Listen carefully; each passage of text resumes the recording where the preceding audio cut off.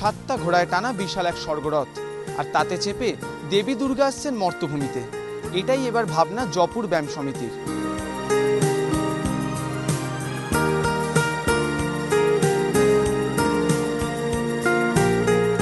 হ্যাঁ, এবারকার ভাবনা হচ্ছে স্বর্গরথ, এবং স্বর্গরথে দেবী দুর্গা আসছেন মর্তে অসুর দমনে। তো এখানে তার সহপরিবার এবং তার 5 ভূত বা 5 শক্তি যে দেবতা আছে, পৃথিবীর রক্ষার দায়িত্বে ছিলেন। পঞ্চশক্তি বা পঞ্চভূত, যেটা আমরা মানুষরা পৃথিবীটাকে ক্রমাগত ধ্বংসের দিকে নিয়ে যাচ্ছি ধীরে ধীরে, সেই জায়গা থেকে আমরা পৃথিবীটাকে বাঁচানোর জন্য আমাদের এখানে দেবী দুর্গা নেমে আসছেন স্বর্গরথে করে।